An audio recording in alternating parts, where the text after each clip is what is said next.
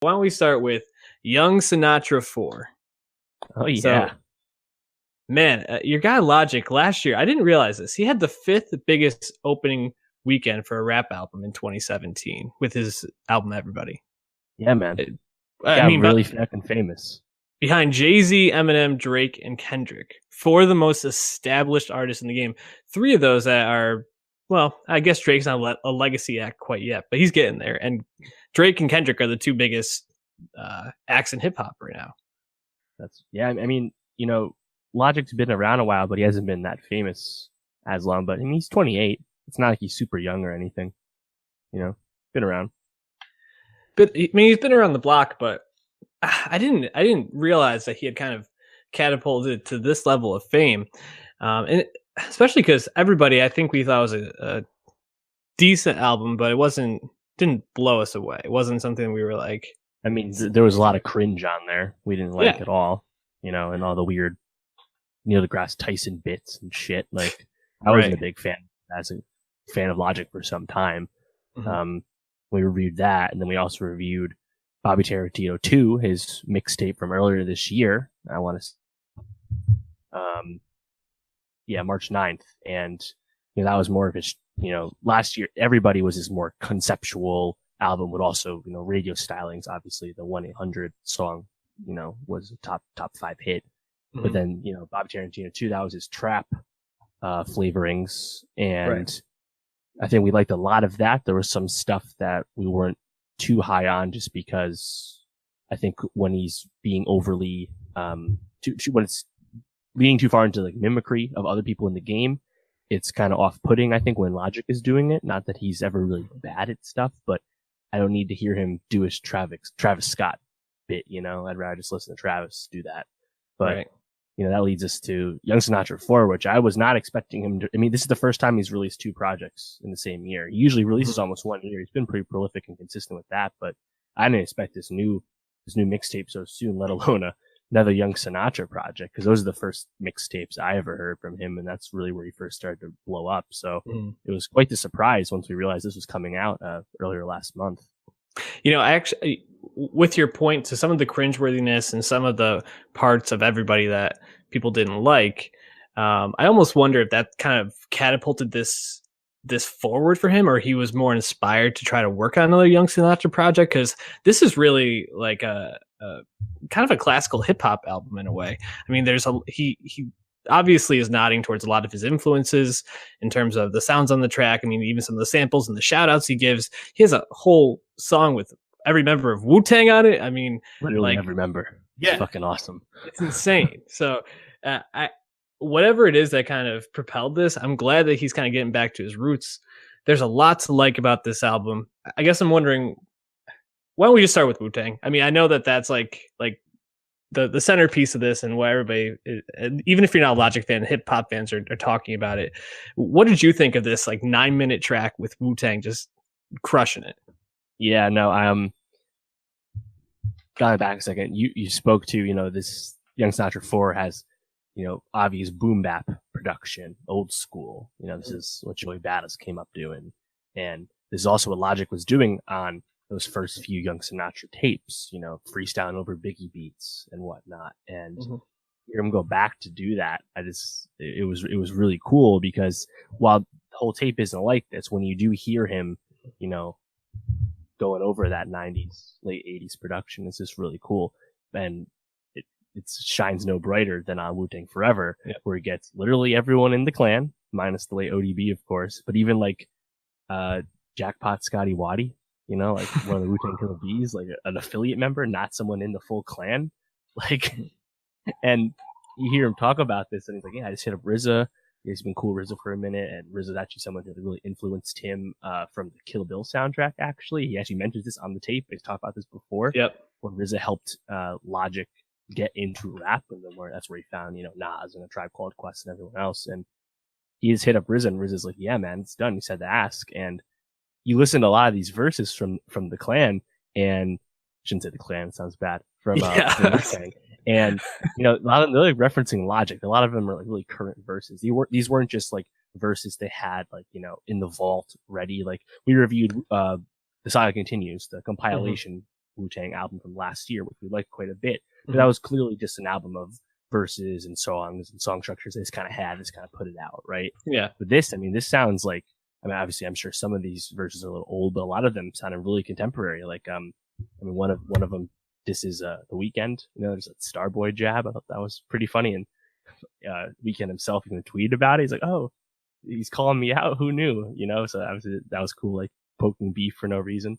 But I really liked it just because Logic has always endeared himself to rappers' favorite rappers, right? Like Lupe, someone we reviewed last week, like drove us wave quite a bit. Lupe has talked about Logic's strengths so much. He says Logic's a better, technical rapper than Kendrick, and I think in a lot of ways he might be.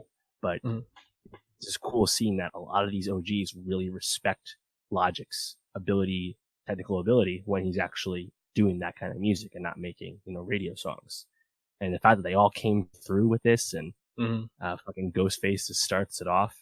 It's just really awesome, and the beat's great.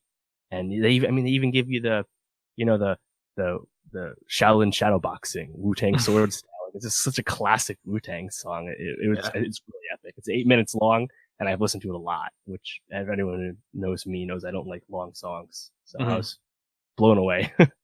Yeah, I think the most impressive thing about the song, I mean, Logic's very smart. He does like a pretty brief verse and just kind of lets them take over.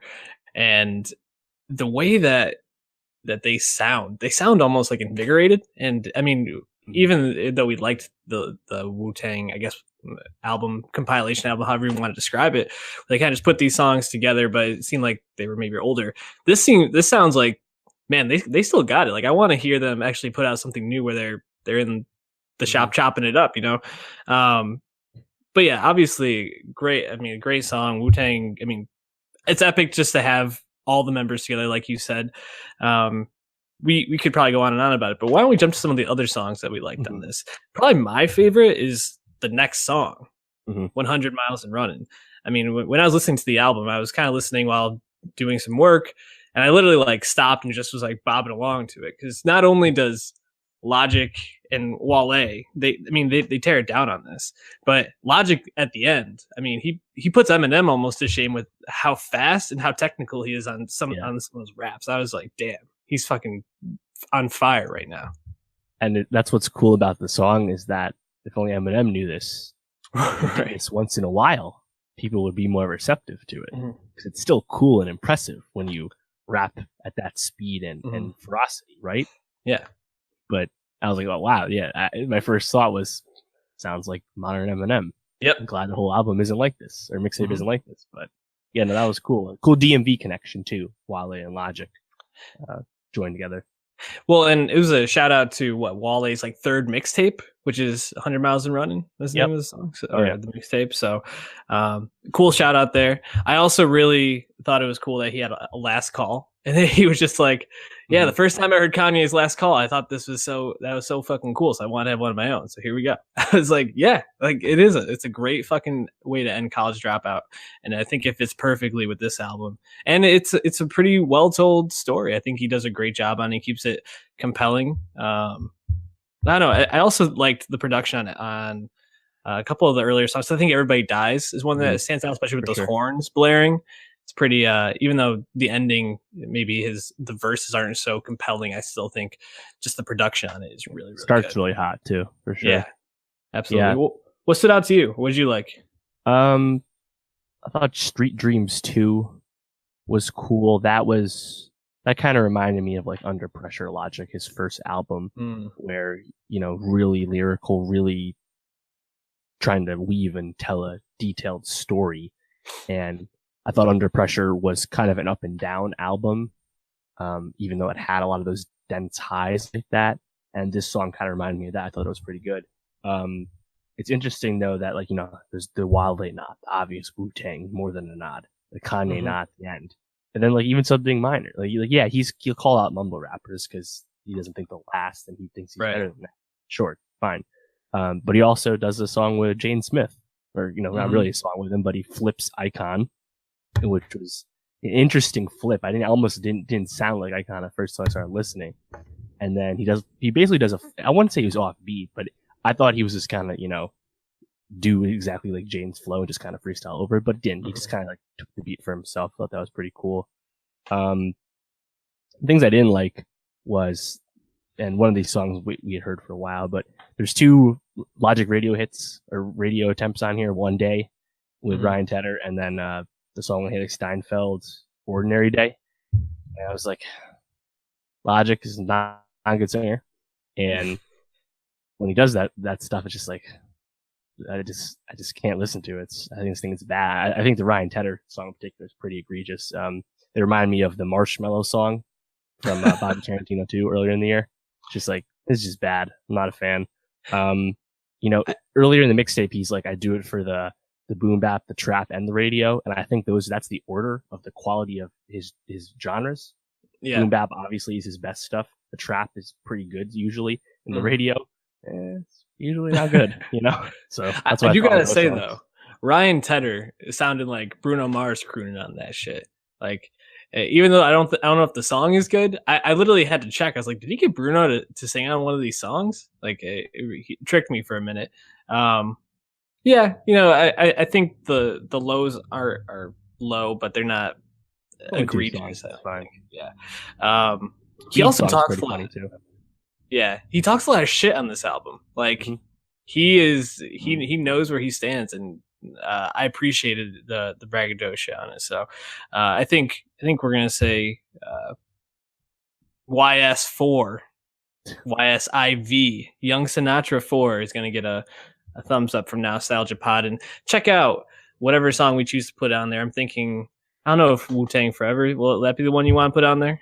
Well, we already have Everybody Dies on there, so we'll put something else as well. Yeah. But yeah, check out our Spotify playlist. I'm gonna have to. Yeah. Nowstalgia Best of 2018.